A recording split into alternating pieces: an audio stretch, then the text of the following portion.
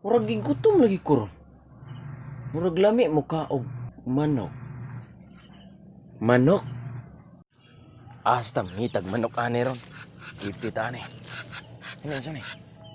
Itik di na pwede itik oy. Sige na itik. Gani. Agagmay basig kayo na. Uy, ano siya ni? Ayay. Kani? Kani pwede. Matik. Unsay dugayan, itakang na. Way daghang yamar luto na. Di sa baway, basta pagkalami-a. Unsa pa'y dugayan hala. Sukara na, sukara.